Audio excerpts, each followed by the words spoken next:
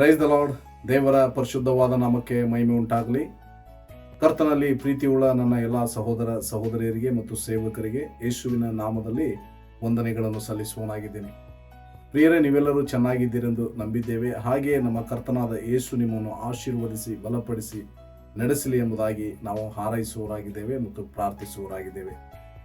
ಈ ದಿನದ ಚಿಂತನೆಗಾಗಿ ಒಂದು ಚಿಕ್ಕ ಸಂದೇಶಕ್ಕಾಗಿ ಹೋಗೋಣ. ಸಂದೇಶದ ಧ್ಯಾನದ ಭಾಗಕ್ಕಾಗಿ ಕೀರ್ತನೆಗಳ ಪುಸ್ತಕ 27ನೇ ಅಧ್ಯಾಯ 6ನೇ ವಚನ ಈ ರೀತಿಯಾಗಿ ಹೇಳುವುದನ್ನು ನಾವು ನೋಡ್ತೀವಿ.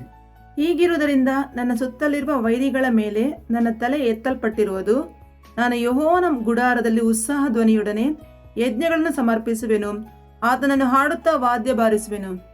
ಆಮೆನ್. ದೇವರ ನಾಮಕ್ಕೆ ಸ್ತೋತ್ರವಾಗಲಿ. ಹೀಗಿರುವುದರಿಂದ ನನ್ನ ಸುತ್ತಲಿರುವ ವೈರಿಗಳ ಮೇಲೆ ನನ್ನ ತಲೆ ಎತ್ತಲ್ಪಟ್ಟಿರುವುದು. ನಾನು ಯೆಹೋವನ ಗುಡಾರದಲ್ಲಿ ಉತ್ಸಾಹ ಧ್ವನಿಯೊಡನೆ ಯಜ್ಞಗಳನ್ನು ಸಮರ್ಪಿಸುವೆನು, ಆತನನ್ನು ಹಾಡುತ್ತಾ ವಾದ್ಯ ಬಾರಿಸುವೆನು. ದೇವರ ನಾಮಕ್ಕೆ ಸ್ತೋತ್ರವಾಗಲಿ. ಇಲ್ಲಿ ದೇವರ ವಾಕ್ಯದಲ್ಲಿ ನಾವು ನೋಡುವಾಗ ನನ್ನ ಸುತ್ತಲಿರುವ ವೈರಿಗಳ ಮೇಲೆ ನನ್ನ ತಲೆ ಎತ್ತಲ್ಪಟ್ಟಿರುವುದು ಎಂಬುದಾಗಿ ಇಲ್ಲಿ ದೇವರ ವಾಕ್ಯದಲ್ಲಿ ನಾವು ನೋಡ್ತೇವೆ. ಇಲ್ಲಿ ದೇವರ ಬಯಕೆ ಏನೆಂಬುದಾಗಿ ನಾವು ನೋಡೋದಾದ್ರೆ, ನಾವು ಶಿರಸ್ಸಾಗೇ ಇರಬೇಕು, ಬಾಲವಾಗಿ ಅಲ್ಲ ಎಂಬುದಾಗಿ. ಹಾಗೆ ನಮ್ಮ ಸುತ್ತಲಿರುವ ವೈರಿಗಳು ಎಂದರೆ ನಾವು ಮೊದಲು ಅರ್ಥ ಮಾಡಿಕೊಳ್ಳಬೇಕಾದಂತ ವಿಷಯ, ನಮ್ಮ ವೈರಿ ಸೈತಾನನು ಆಗಿದ್ದಾನೆ. ಹಾಗಾಗಿ ಇಲ್ಲಿ ಇರುವಂತ ಮನುಷ್ಯರು ನಮಗೆ ಶತ್ರುಗಳಲ್ಲ, ಆದರೆ ದೇವರಿಗೆ ಒಳಗಾಗದವರನ್ನು ಸೈತಾನನು ನಿಯಂತ್ರಿಸಿ ಅವರನ್ನು ನಮ್ಮ ವಿರೋಧವಾಗಿ ಬೀಳುವಂತೆ ಮಾಡುತ್ತಿರುತ್ತಾನೆ. ಆದ್ದರಿಂದ ಇಲ್ಲಿ ನಾವು ಗಮನಿಸಬೇಕಾದಂತ ಒಂದು ಅಂಶ, ನಮ್ಮ ವೈರಿ ಸೈತಾನನು. ಮತ್ತು ಅಷ್ಟು ಮಾತ್ರವಲ್ಲ, ನಾವು ಈ ರೀತಿಯಾಗಿ ಪ್ರಾರ್ಥನೆ ಮಾಡುವುದರಿಂದ, ನಂಬಿಕೆಯನ್ನು ಪ್ರಕಟಿಸುವುದರಿಂದ ದೇವರು ನಮ್ಮ ಮುಂದೆ ಇರುವಂತಹ ಎಲ್ಲ ಸಮಸ್ಯೆಗಳ ಮೇಲೆ, ವೈರಿಗಳ ಮೇಲೆ ಅಥವಾ ತಡೆಗಳ ಮೇಲೆ ನಮಗೆ ಜಯವನ್ನು ಕೊಟ್ಟು ನಮ್ಮ ತಲೆ ಎತ್ತಲ್ಪಡುವಂತೆ ಮಾಡಲು ಶಕ್ತನಾಗಿದ್ದಾನೆ. ಈ ಕೀರ್ತನೆಯಲ್ಲಿ ನಾವು ನೋಡುವಾಗ 27ನೇ ಕೀರ್ತನೆ 1ನೇ ಅಧ್ಯಾಯದಿಂದ 5ನೇ ವಚನದವರೆಗೆ ನಾವು ನೋಡುವಾಗ ಭಕ್ತನು ನಂಬಿಕೆಯನ್ನು ಪ್ರಕಟಿಸುವುದನ್ನು ನಾವು ನೋಡ್ತೇವೆ. ಪ್ರಿಯರೇ, ಆ ನಂಬಿಕೆಯನ್ನು ಪ್ರಕಟಿಸಿ ನಾವು ಪ್ರಾರ್ಥಿಸುವುದಾದರೆ ಖಂಡಿತವಾಗಲೂ ನಮಗೆ ಇರುವಂತ ಪರಿಸ್ಥಿತಿಗಳಲ್ಲಿ ನಮಗೆ ದೇವರು ಜಯವನ್ನು ಕೊಟ್ಟು ಆಶೀರ್ವದಿಸ್ತಾನೆ. ನಮ್ಮ ಮುಂದೆ ಇರುವಂತಹ ಸಮಸ್ಯೆ ಯಾವುದೇ ಆಗಿರ್ಬೋದು, ಅದು ದೇವರಿಗೆ ದೊಡ್ಡದಲ್ಲ. ಆದ್ದರಿಂದ ಇಲ್ಲಿ ಕೀರ್ತನೆಗಾರರು ತನ್ನ ನಂಬಿಕೆಯನ್ನು ಪ್ರಕಟಿಸುವುದನ್ನು ನಾವು ನೋಡ್ತೇವೆ. ಯೆಹೋವನು ನನಗೆ ರಕ್ಷಕನು, ಬೆಳಕು ಆಗಿದ್ದಾನೆ, ನಾನು ಯಾರಿಗೆ ಹೆದರೇನು ಎಂಬುದಾಗಿ. ನನ್ನ ಪ್ರಾಣಕ್ಕೆ ಆಧಾರನು, ನಾನು ಯಾರಿಗೂ ಏನು ಮಾಡುವುದಿಲ್ಲ, ಭಯ ಪಡುವುದಿಲ್ಲ ಎಂಬುದಾಗಿ. ಇವತ್ತು ನಾವು ಯೇಸುವನ್ನು ಹಿಂಬಾಲಿಸುವಂತ ನಾವು, ಯೇಸುವಿನ ರಕ್ತದ ಮೂಲಕ ದೇವರ ಮಕ್ಕಳಾದಂಥ ನಾವು ಇವತ್ತು ನಂಬಿಕೆಯನ್ನು ಏನೆಂಬುದಾಗಿ ನಾವು ಪ್ರಕಟಿಸಬೇಕೆಂಬುದಾಗಿ ನೋಡೋದಾದ್ರೆ, ನಾನು ದೇವರ ಆಲಯವಾಗಿದ್ದೇನೆ, ಯೇಸು ಕ್ರಿಸ್ತನು ನನ್ನ ಯಜಮಾನನಾಗಿದ್ದಾನೆ, ನನ್ನ ರಕ್ಷಕನು, ಒಡೆಯನಾಗಿದ್ದಾನೆ. ಆತನ ಅಪ್ಪಣೆ ಇಲ್ಲದೆ ನನ್ನ ಬಳಿ ಯಾರು ಬರುವುದಿಲ್ಲ, ನನಗೆ ಯಾರು ಮುಟ್ಟುವುದಿಲ್ಲ. ಅಷ್ಟು ಮಾತ್ರವಲ್ಲ, ಆತನನ್ನು ಸೋಲಿಸಲಿಕ್ಕೆ ಯಾರಿಂದಲೂ ಸಾಧ್ಯವಿಲ್ಲ ಎಂಬ ನಂಬಿಕೆಯನ್ನು ನಾವು ಪ್ರಕಟಿಸಬೇಕು.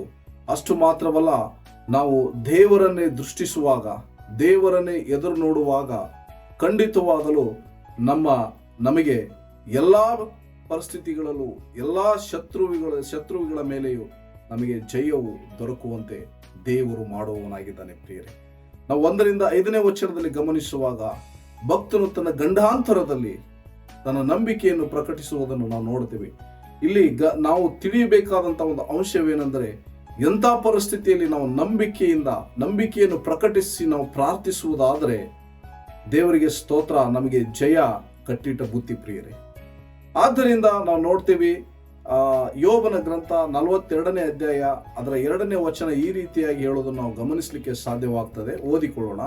ನೀನು ಸಕಲ ಕಾರ್ಯಗಳನ್ನು ನಡೆಸಬಲ್ಲಿ ಎಂತಲೂ ಯಾವ ಸಂಕಲ್ಪವೂ ನಿನಗೆ ಅಸಾಧ್ಯವಲ್ಲವೆಂತಲೂ ತಿಳಿದುಕೊಂಡೇ ಇದ್ದೇನೆ. ನೋಡಿ, ನೀನು ಸಕಲ ಕಾರ್ಯಗಳನ್ನು ನಡೆಸಬಲ್ಲವನಾಗಿರುತ್ತಿ ಮತ್ತು ಯಾವ ಸಂಕಲ್ಪಗಳು ನಿನಗೆ ಅಸಾಧ್ಯವಿಲ್ಲ ಎಂಬ ಒಂದು ಕಾರ್ಯಗಳನ್ನು ದೇವರಿಗೆ ಅರಿಕೆ ಮಾಡಬೇಕು ಪ್ರಿಯರೇ. ಯಾಕಂದ್ರೆ ಆತನಿಗೆ ಅಸಾಧ್ಯವಾದದ್ದು ಒಂದುವಿಲ್ಲ. ನಾವು ಯೆರೆಮೀಯ ಗ್ರಂಥದಲ್ಲಿ ನಾವು ನೋಡ್ತೇವೆ, ನಾನು ಯೆಹೋವನು, ನರಪ್ರಾಣಿಗೆಲ್ಲ ದೇವರು ನನಗೆ ಅಸಾಧ್ಯವಾದದ್ದು ಒಂದಾದರೂ ಉಂಟು. ಪ್ರಿಯರ, ಸತ್ಯವೇದದಲ್ಲಿ ನಾವು ನೋಡುವಾಗ ದೇವರು ಸತ್ತವರನ್ನು ಎಬ್ಬಿಸಿದ್ದಾನೆ. ಕುರಿ ಕಾಯುವಂತ ದಾವೀದನನ್ನು, ಕೈ ಬಿಡಲ್ಪಟ್ಟಂತ ದಾವೀದನನ್ನು ಇಸ್ರಾಯೇಲ್ ರಾಜನನ್ನಾಗಿ ಮಾಡಿದ್ದಾನೆ. ಕೆಲಸಗಾರರಾಗಿ ದಾಸಿಯಾಗಿ ಹೋದಂತ ಎಸ್ತೇರಳನ್ನು ಅನೇಕ ಸಂಸ್ಥಾನಗಳಿಗೆ ಏನ್ ಮಾಡಿದ, ರಾಣಿಯನ್ನಾಗಿ ಮಾಡಿದ್ದಾನೆ.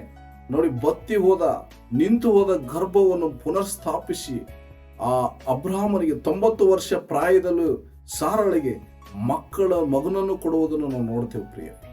ಆದ್ದರಿಂದ ನಾವು ನಮ್ಮ ಕಷ್ಟ, ಪರಿಶೋಧನೆ, ಪ್ರತಿಕೂಲ ಸಂದರ್ಭಗಳಲ್ಲಿ ನಾವು ಈ ನಂಬಿಕೆಯನ್ನು ಪ್ರಕಟಿಸಿ ನಾವು ಅರಿಕೆ ಮಾಡಿ ಪ್ರಾರ್ಥನೆ ಮಾಡುವುದಾದರೆ ಖಂಡಿತವಾಗಲೂ ನಮ್ಮ ದೇವರಿಗೆ ಅಸಾಧ್ಯವಾದದ್ದು ಯಾವುದಲ್ಲ ಪ್ರಿಯ. ಆದ್ದರಿಂದ ನೀವು ಕಷ್ಟದಲ್ಲಿ ಹೋಗ್ತಾ ಇರ್ಬೋದು, ವೇದನೆಯಲ್ಲಿ ಹೋಗ್ತಾ ಇರ್ಬೋದು, ಕೊರತೆಯಲ್ಲಿ ಹೋಗ್ತಾ ಇರ್ಬೋದು, ಅನೇಕರು ನಿಮ್ಮನ್ನು ಮುತ್ತಿಕೊಂಡು ಹಿಂಸಿಸ್ತಾ ಇರ್ಬೋದು. ನೀವು ಈ ರೀತಿಯಾಗಿ ಪ್ರಾರ್ಥನೆ ಮಾಡುವುದಾದರೆ ಖಂಡಿತವಾಗಲೂ, ಈ ರೀತಿಯಾಗಿ ನಂಬಿಕೆಯನ್ನು ಪ್ರಕಟಿಸಿ ನೀವು ಪ್ರಾರ್ಥನೆ ಮಾಡುವುದಾದರೆ ಖಂಡಿತವಾಗಲೂ ನಿಮಗೆ ದೇವರು ಜಯವನ್ನು ಅನುಗ್ರಹಿಸುತ್ತಾನೆ ಪ್ರಿಯರೇ. ಆದರೆ ನಾವು ಪ್ರಾರ್ಥನೆ ಮಾಡಬೇಕಾದ್ರೆ ನಾವು ಮನುಷ್ಯರನ್ನ ಕ್ಷಮಿಸಿ ಅವರನ್ನು ಆಶೀರ್ವದಿಸಿ ನಾವು ಪ್ರಾರ್ಥನೆ ಮಾಡಬೇಕು ಪ್ರಿಯರೇ. ಯಾಕಂದ್ರೆ ಯೇಸು ಹೇಳಿದರೆ, ನಿಮ್ಮ ಶತ್ರುಗಳನ್ನು ಪ್ರೀತಿಸಿ ಹಿಂಸಿಸಿಗೋಸ್ಕರ ಪ್ರಾರ್ಥನೆ ಮಾಡಿರಿ ಎಂಬುದಾಗಿ. ನಮ್ಮ ಶತ್ರು ಮನುಷ್ಯರಲ್ಲ, ಆದರೆ ನಮ್ಮ ಶತ್ರು ಸೈತಾನನು ಎಂಬುದಾಗಿ ಈ ಸಮಯದಲ್ಲಿ ನಾವು ಅರ್ಥ ಮಾಡಿಕೊಳ್ಳಬೇಕು. ಮತ್ತು ಯಾಕೆ ಆ ಸೈತಾನನ ಹಿಡಿತದಲ್ಲಿರುವವರು ನಮಗೆ ಎದುರು ಬೀಳುವಂತೆ ಸೈತಾನನು ಮಾಡಿರ್ತಾನೆ, ಆದರೆ ಅವರು ಹಿಂದಿರುವ ಆ ಕತ್ತಲೆಯ ಶಕ್ತಿಯನ್ನು, ಅಂಧಕಾರವನ್ನು ನಾವು ಯೇಸು ಕ್ರಿಸ್ತನ ನಾಮದಲ್ಲಿ ಅದನ್ನು ಬಂಧಿಸಿ ಅದನ್ನು ತುಳಿದು ನಾವು ಪ್ರಾರ್ಥನೆ ಮಾಡುವುದಾದರೆ, ಯಾಕಂದ್ರೆ ಸಮಸ್ತ ವೈರ್ಯ ಬಲವನ್ನು ತುಳಿಯುವುದಕ್ಕೆ ನಿಮಗೆ ಅಧಿಕಾರವನ್ನು ಕೊಟ್ಟಿದ್ದೇನೆ ಎಂಬುದಾಗಿ ದೇವರು ಹೇಳಿದ್ದಾರೆ. ಆದ್ದರಿಂದ ನಾವು ಈ ನಂಬಿಕೆಯನ್ನು ಪ್ರಕಟಿಸಿ ಪ್ರಾರ್ಥನೆ ಮಾಡೋಣ, ಜಯ ಹೊಂದಿಕೊಳ್ಳೋಣ. ಈ ವಾಕ್ಯದ ಮೂಲಕವಾಗಿ ನಾವು ದೇವರು ನಮ್ಮನ್ನೆಲ್ಲರನ್ನು ಆಶೀರ್ವಾದ ಮಾಡಲಿ. ಪ್ರಾರ್ಥನೆ ಮಾಡಿಕೊಳ್ಳೋಣ. ಪ್ರೀತಿ ಸ್ವರೂಪನ ತಂದೆಯ ದೇವರೇ, ಹೌದು ಸ್ವಾಮಿ, ಪ್ರತಿಕೂಲ ಸಮಯದಲ್ಲಿ ಈ ನಂಬಿಕೆಯನ್ನು ಪ್ರಕಟಿಸಿ ಅರಿಕೆ ಮಾಡಿ ಪ್ರಾರ್ಥಿಸುವಂತೆ ಕೃಪೆ ಕೊಡು, ಪ್ರಕಟಣೆ ಕೊಡು.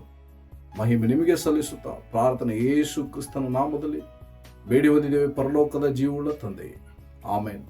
Thank you. God bless you.